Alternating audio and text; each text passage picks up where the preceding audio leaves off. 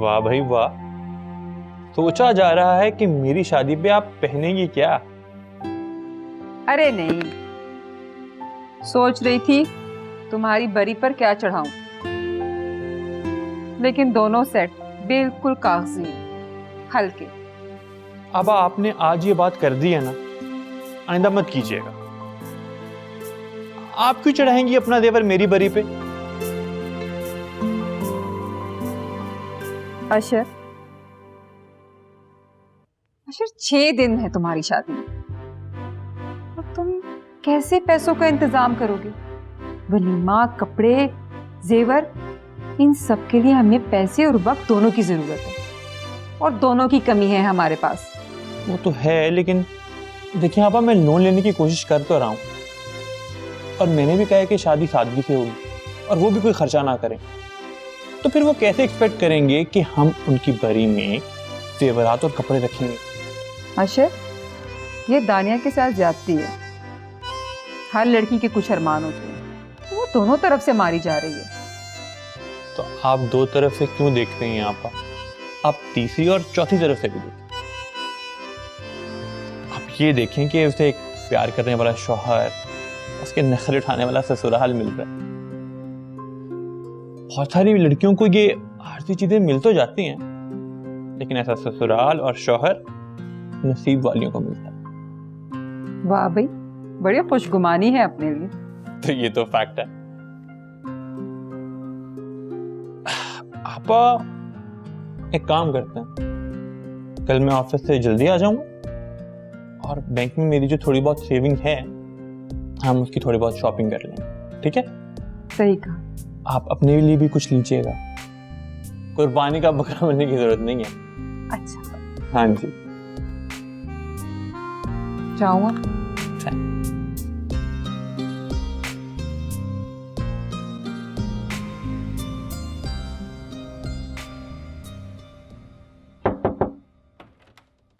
क्या है? बाजी साहब बुला रहे हैं आपको नीचे।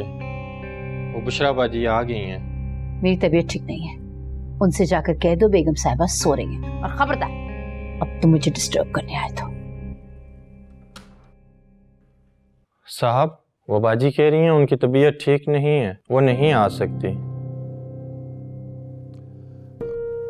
अच्छा मुनसिफ, तुम ऐसा करो कि जल्दी से बेहतरीन चाय बना के लाओ। जाओ। अच्छा बुशरा, तुम बैठो, मैं आता हूँ। आशाम भाई, आशाम भाई प्लीज, आपको इशरत भाभी से बात करने की जरूरत नहीं है। देखें, वो माँ है, उन्होंने अपने बेटे के आंसू, उसके गम को, उसकी अजियत को महसूस किया है। आप कैसे उन्हें मजबूर कर सकते हैं कि वो अपना रवैया मेरे साथ ठीक करें? लेकिन बुशरा, ये सब देखें देखें हशाम भाई, सुल्तान भाई की बातों का आपको बुरा नहीं लगा था? और सोबिया और हदीद की आप सूरत भी देखना नहीं चाहते। मुझे आपने बहन होने के नाते माफ कर दिया, लेकिन आप इशरत भाभी को मजबूर ना करें। देखिए, उनकी नजरों में मैं गुनाहगार हूं, आप उनके जज्बात को समझने की कोशिश करें।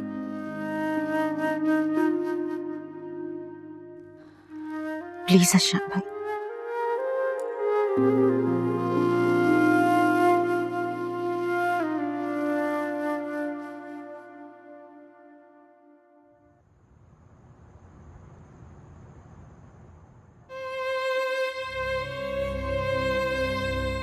ये कैसी शादी हो रही है मेरी, ना कोई रौनक है और ना ही कोई धूम धड़क्का।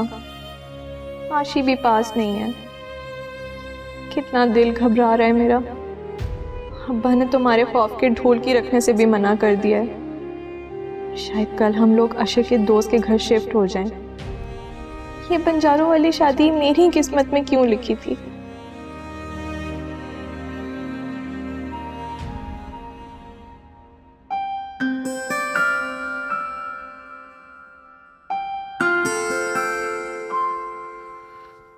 यहाँ बैठो। मेरे पास। आपकी तबीयत तो ठीक है ना? क्यों? सिर्फ तबीयत खराब हो तो तब मैं कह सकता हूँ कि मेरे पास बैठो, वरना नहीं। दरअसल मैं बहुत घबरा गई थी, डॉक्टर की बातों ने तो मुझे हौला दिया। अल्लाह मेरी उम्र भी आपको लगा दे। इंशाल्लाह मैं ठीक रहूँगा और हम दोनों लंबा अरसा एक साथ गुजारें इंशाल्लाह। और कोई जरूरत नहीं है तुम्हें मुझे अपनी उम्र देने की। तो ये सोबिया कहाँ है, जरा उसे तो बुलाओ। सोबिया को शोभी ने बिजी किया हुआ था, अब वो अपना होमवर्क कर रहा है तो उसकी जान बख्शी गई है।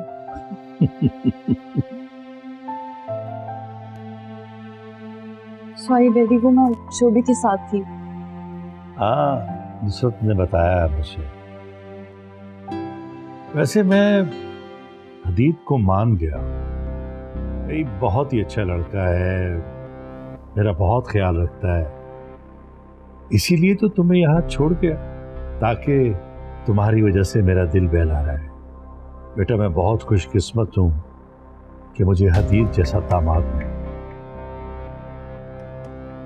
बेटा मैं तुम्हें हमेशा खुश देखना चाहता हूँ और मुझे इस बात की खुशी है कि मेरी बेटी का फैसला गलत नहीं था। मेरा दामाद तो लाखों में एक है। तुम सुन रही हो ना? जी जी डैडी। और बेटा न कभी लोगों को और ख़ास तौर पर रिश्तेदारों को बातें करने का मौका देना और ना ही कभी मुझसे वो खुशी छीनना जो तुम्हें और हदीद को देखकर मुझे महसूस होता। बेटा अगर कोई भी वहम तुम्हारे दिल में है ना, उसे निकाल दो। अब हदीद मुझे शोभी की तरह अजीज है, उसे कोई भी दुख नहीं मिलना चाहिए। अगर उसे कोई दुख मिला तो मैं बर्दाश्त नहीं कर सकूंगा बेटा।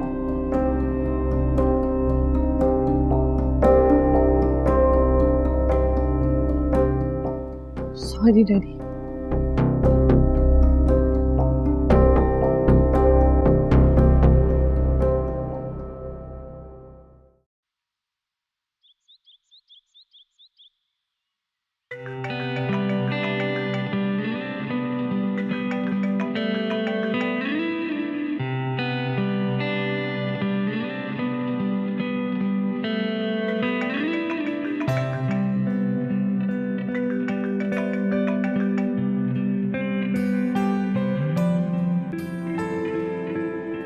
दानिया, दानिया, ओहो उठो जल्दी करो, देखो टीवी पर क्या खबर आ रही है और अशर की भी इतनी कॉल्स आ रही हैं।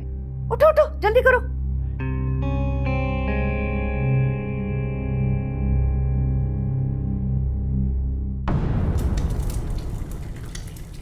मामा। हाँ सॉरी मामा, मैं रात फिर लेट घर आया था, लेकिन जब मैं वापस घर आया था तो आप सो चुकी थी। ये स्टोरी अब पुरानी हो गई। तुम्हारा अपने ससुराल से लेट आना और मेरा उस वक्त तक सो जाना।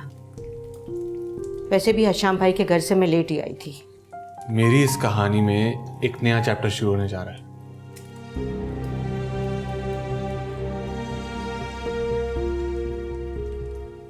कैसा चैप्टर? तो इस नए चैप्टर में एंट्री हो रही है मिस्टर सुल्तान की, जिन्होंने अपनी बेटी को सुधारने का बेड़ा उठा लिया। दूसरे लफ्जों में एक ड्रामे के जरिए हम इस केस को सॉल्व करने की कोशिश कर रहे हैं। ये प्लान है हमारा। कैसा प्लान? प्लीज हदीद मुझे बताओ, तुम दोनों क्या करने जा रहे हो? बताता हूं। इतनी जल्दी भी क्या है?